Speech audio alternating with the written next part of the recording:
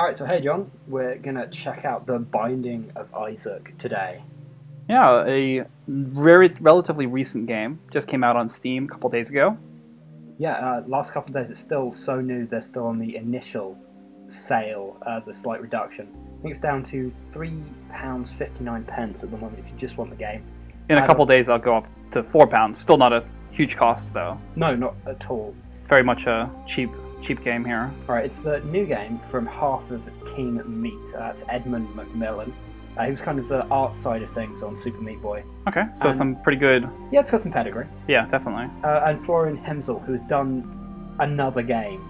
He's another indie dev. I can't remember off the top of my head who it is. You can also buy the soundtrack at the moment on Steam in a bundle for an extra 80p, which is by Danny Baranowski. Alright, great. So this is kind of a very basic shooter, kind of dual-stick shooter. Not exactly, but we'll get into it and we'll have a look. Alright. So yeah, this is this screen that's basically your only friend in this game. It's the only screen that won't have something that will kill you on it. Fairly basic movement controls. You've got your WASD for your movement, directions for attack. That's locked four-way. Yep. You can't do no diagonals or anything. So yeah, that's I guess what I mean by dual stick. There is you're moving with one set of controls and shooting in another direction, so you can shoot. Although saying dual stick's kind of misleading. Yeah, misleading because there is no controller support for this game whatsoever, and it doesn't really need it because of the way it's locked. It's very simple and it works. Yeah. All right, so here we go. Right off the bat, enemies. People trying to kill you. Grotesque things. These are just floating heads with bleeding eye sockets. Yeah, actually, blood at you. As far as I can tell, what you're firing back at them is your tears. Yep, this game is gross. Yeah, and it's actually not just sort of depressing or disturbing in a way. A little bit, yeah. It's just a really gross game. Look, there's some poop in the corner that's kind of made a smiley face. Yeah, trying to sort of maybe see if there's anything under there. And lots of, well, it looks like a sad version of you there. A bloody version of you. He's got kind of a smile on his face. Yeah, so lots of enemies are just kind of mutilated bodies and other children, it seems like. I suppose we should give a little bit of background with the plot of this game. But before that, I'm not going in that door. That is the boss door. So maybe... We're going to take a little bit of a look around first. Yeah, you can see a little mini-map up there in the upper left corner. Just sort of give you an idea of what rooms there are left to explore. Yeah, so the plot of this game is kind of a spin on the whole biblical tale of Abraham, Isaac, and Ishmael. Okay, so like, I think Isaac's mother has been told that she needs to kill Isaac as a sacrifice to God. Yeah, to prove her faith because Isaac has become corrupted. Yeah. So he's escaped into the basement of his house and he's currently trying to survive down here. Yeah, maybe I'm getting an idea of why God was so upset at his family, judging by what's in their basement. Yeah, let's not go into that too much. But yeah, so it's a gross game. It's a gross game. Easiest way to put it. Yeah. Get some of those coins there. Yeah. I don't have a key, so I'm kind of locked out. Everything is entirely randomized, which has kind of ended quite badly for me on this particular thing because I can't get into the shop, which is through the locked door on the minimap. It looks like there's maybe another unexplored room there up the top. Yeah, there is. Yeah. So hopefully. But this game is sort of all about the repeat playthroughs. Ah, there we go, finally. Yeah, what I was looking for is that golden door, because that gives you a little helpful item. At random.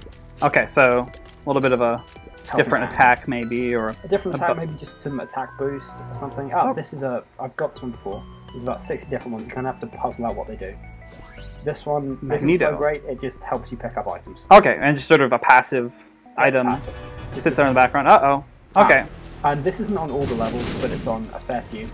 So sort of a random chance, maybe. Yeah. And you can see how this item has kind of ended badly for me on this one. Oh. Next time he spawns bombs, those bombs will be dragged towards me. So not so good at all there. It will pick up, it doesn't, it has no standards. It will just pick an item and it will drag it towards me. Those bombs will be just ever so slowly being dragged towards me. Oh, so you definitely got to watch out. It's not and you wouldn't have known that at all. There's no indication until you see it happen. Yep. All right, so we've got what looks like a tarot card maybe there? Yep, that is death. I have no idea what the majority of these tarot cards do. You just kind of have to use them and hope for the best. And these are sort of like one use items. Single use. Single use Death. items. I'm going to assume that this is either going to kill Isaac or kill whatever's on the screen by the name. Okay. Oh, so actually, nice with the magnet there, going through the rocks. Yeah, it has some.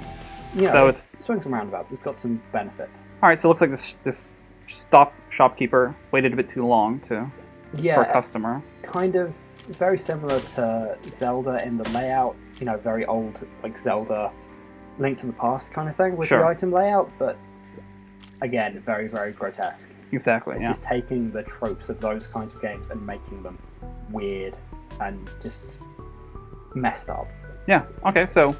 Alright, we're going to hit our first boss. The bosses are picked at random, so whenever you start a game, you don't know what order you're going to get the bosses in. Yeah. Well, we have Isaac versus Larry Jr. Alrighty. Which is my least favourite. Okay. Two of them, and they're just a pain to fight. Here we go, and they're just pooping everywhere, so I'm going that's to try great. using this tarot card. It might end badly, we're going to find out. Okay. Boom. Instant death. Boom. Perfect. Well, there you go. So, maybe a little bit overpowered, but that's how, this game really doesn't... Yeah, this game doesn't get. You can use an instant kill things work on anything up to the final boss, so you can just cheese that game like that. Yeah. So I've got a pentagram, which is. This looks like oh, you're now evil. Looks like you got some horns. So we're not really sure what the effect is there. Maybe we'll figure that out. It's giving me a damage up. Damage up. Okay, so kind of handy. So there's a big sort of variety of passive items, active items, one use, multiple use, and you kind of discover those through multiple playthroughs. You're not likely to get all of them. Yeah. In one go through. And just to show how diverse the enemy types are, I've never seen that enemy before, and I've played through this game several times. Okay. But that was the first time I'd ever seen that enemy type. So there's lots to see, and stuff keeps getting unlocked as you keep playing through it. It's a very, very replayable game. And you'll have to, because there are no saves at all. Okay, so you have to do one playthrough in one sitting. Yep. No coming back. No coming back. And it's one and done. If you die, that's it. Yeah, if you die, there's permadeath. You cannot continue. If you die, you're going to start from the beginning. But it's not such a big deal, especially with the no saves, just because the game, to do a full playthrough, probably take you about 30 minutes. Okay, so something you definitely want to come back and try several times, try and see all the different content they've added. And sometimes you'll just get lucky with your pickups, sometimes you won't. Yeah. The Fool. I have no idea. Huh. Let's just get the treasure chest before we So definitely a lot of interest. Oh, so here's a pill. This is another type of one-use item. So do we want to take the pill or take the tarot card? Let's take the pill. Okay. Oh, tears down. Yep. That is sort of a damage reduction, or possibly, it's maybe a speed reduction. I think it makes them, drop further. Or does it make it sort of... Yeah, I think that reduces the range. Alright. Alright, let's try the Fool, since there's plenty of enemies on this. See what it does. That is just teleport. Oh, it just teleports you to a random room. Alright. That'll do for now. There's that boss chamber there. There's the boss chamber and the locked one. I'm going to see if I can find a key before I go into the boss. Yeah. Might as well fully explore at least. So do you get one of those golden rooms on each level, or is that random as well? I would say it's random. I think it's... Oh, there you go. There's one. Oh, but that one's got a key. Yeah, that one has a key to it. But luckily, I can just get past this poop. There you go. There's a key. Yeah. So let's just take this. See what's in here. Flies. Halo flies. This is one of the more common pickups. Kind of looks like one of those old school shields you get in maybe one of a side-scrolling shooter game. Yep. That's because that's pretty much what it is, as far as I can tell. Yeah. So yeah, kind of a Gradius-y R-type thing. Which is kind of handy when you're getting swarmed. It doesn't seem to be totally effective. Okay. And you can add more flies to it as you go. Alright. But yeah, definitely some power-ups seem to be a little bit more common. Like, yeah, it just saved me from that shot. Oh, Gluttony. That's another sub-boss. So these guys are kind of, as far as we can tell, based on the 7 Deadly Sins. Yep, I've run into Envy and Pride. And now Gluttony. Yeah, he seems to have a pretty good laser with Gluttony. Yeah, kind of a chest laser thing. Yeah. Wow.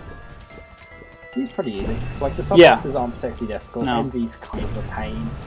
The one that dropped all the bombs, was that Envy? No, it's Pride. Okay. Envy's a pain because every time you kill, it's just a floating head, and every time you kill it, it splits into two heads.